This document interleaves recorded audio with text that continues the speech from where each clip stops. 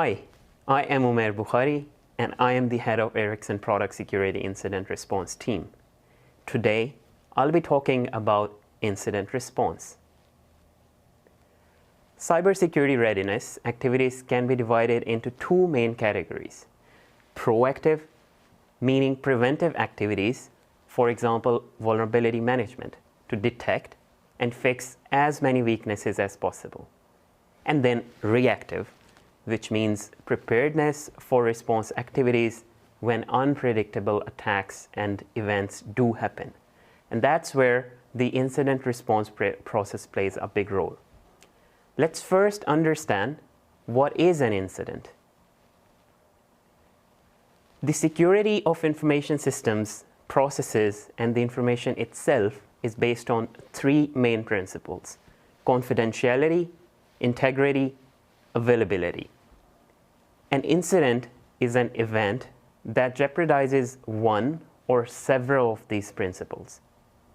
Or it could also be an event that violates the security policies, which again are usually based on the confidentiality, integrity, and availability principles. Some examples of security incidents are denial of service, which is a violation of availability principle, information leakage, which is a violation of confidentiality principle, or the unauthorized access and lateral movement, which would be a violation of integrity principle. The occurrence of an incident cannot be predicted most of the time. Hence, the organizations need an incident response capability to efficiently handle the incidents when they do occur. For this reason, organizations may have one or several specialized incident response teams based on the need and scope. PCERT responds to incidents related to product portfolio.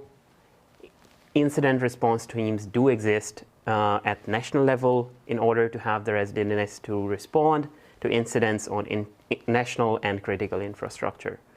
Similarly, some teams might exist on the enterprise side of the things for these organizations.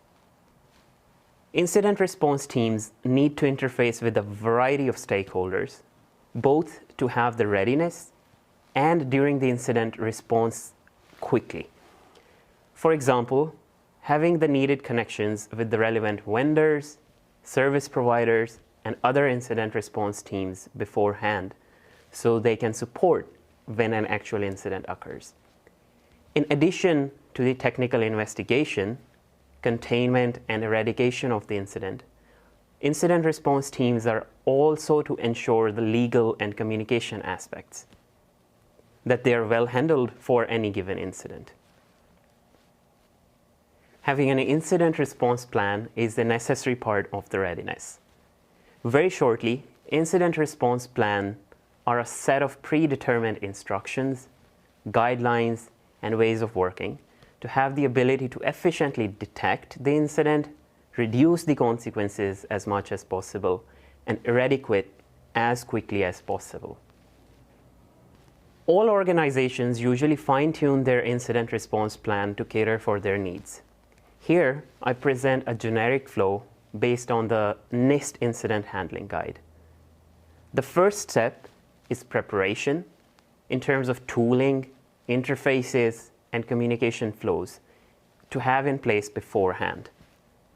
As the next step, timely detection of the incident is imperative. Incident response teams should have the necessary workflows in place, as the analysis might require involving several different teams. Next, the incident response teams should have strategies in place to ensure that they can contain an incident and prevent it from spreading to other parts of the network or the information systems.